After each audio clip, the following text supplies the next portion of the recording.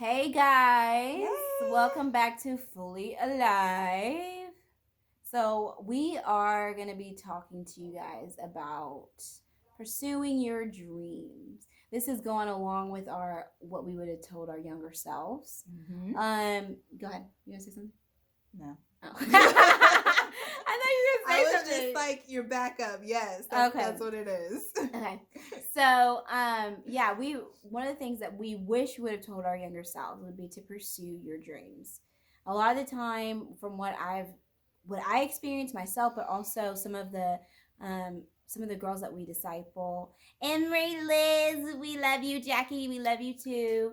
It's just during their middle school, high school, and now some of them are going to college or in Ah! college. Oh my gosh. Anyways, um but there's this pressure to try to figure out what you're supposed to do for the rest of your life, even as a high schooler, even when you get in college, all of that stuff. It's like this insane pressure that all of your life depends on all of these decisions and you have to figure it out now. Mm-hmm. And I told them not too long ago, no, don't do that, because I did it too and it robs you of joy.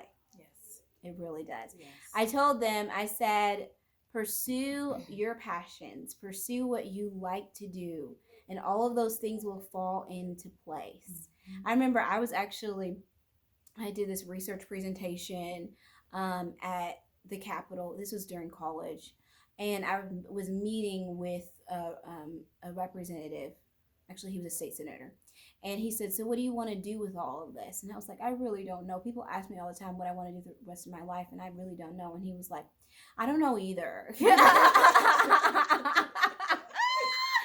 I was laughing. I Yeah. mean, I don't think I laughed at the moment. I may have chuckled a little bit, but it was so encouraging to see Yeah. someone that seemingly is so successful Mm-hmm. but really has no clue what he's going to do next. You have the rest of your life to Yeah. figure out what you're going to do for For the the rest rest of of your your life. life. So, Yeah, similar situation. I was in my master's. I was getting my MBA, and in one of my classes, our assignment was to our 5 year goals or something like that. And everyone in the class unanimously, including the professor, was like, I don't know. like, I don't know. I'm not haven't mapped out my life for the next 5 years, and it could change. Like, it mm-hmm. could be totally different. And he was like, yeah, sometimes these kind of things, people just want to know that you're ambitious, and that's why they ask you to give a 5 year plan or whatever. So just put what you think, like, don't get too bogged down. It has to be this about it, because life changes, and especially our generation and younger, like, we enjoy the adventure, we Mm-hmm. enjoy experiences. A lot of times I found in my generation, in comparison to my parents' generation, they like pick a job and they work that until they retire. And for us, we've become more entrepreneurial, Mm-hmm. and finding things that we love and wanting to go after those things. And sometimes those things look different and change, and so that is okay. That is great, actually. Mm-hmm. You're pursuing your heart's desire and your passions, and that is more fulfilling, in my opinion, than doing something that you don't care so much about. Yeah. And also, I would say too, like, just the way the world is working now, it's shifting. Like, for my Mm-hmm. parents, they could get a seemingly good paying job with benefits if even if they didn't go to college or did some college, or like went to college while they were working, or even if they got a bachelor's degree and then they got out immediately, they could immediately find something that was well paying and all that type of stuff. We don't really have that option anymore. Like, Yeah. as college graduates, you come out and they're like, you have a college degree, all that type of stuff.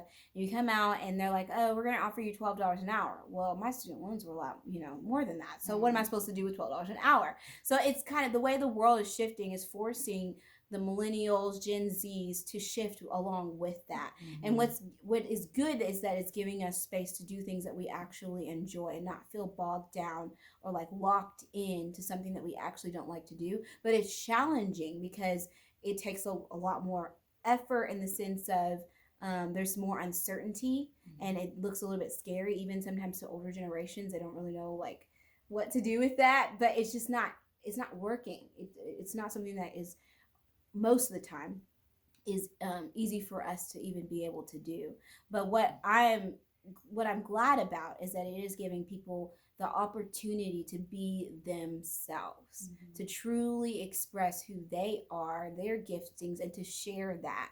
So, like I was telling, Emery and Liz, and I was telling them, don't worry about how it's going to come together. Like it will, but just put your heart and your soul into what you really love and allow that moment, allow yourself to have that moment, because like 10 years later, you're like, for me, there's things that I like didn't pay any attention to because I was so pursuing this One thing. yeah, this one thing of comfort, of security, of having all these things a traditional way. I was so pursuing that I forgot about some of my passions, and now I'm picking them back up. But I wish I would have given myself the freedom to be able to do them back then. Yes. And with that said, as believers, we can lean on Jesus in that process of uncertainty, and He be our certainty, and He be our direction and our strength in that process. Yeah. And what Adria was saying, like, some of the reason, there's probably two reasons that I stepped away from dance in high school. Some of it was because I believed that I couldn't do this like long term. I couldn't be on Broadway, or that's not like A stable. yeah. That's not a stable way of living. And so I stepped away from that. Was one of the reasons. There's two reasons. The other reason was that I felt like I wasn't good enough.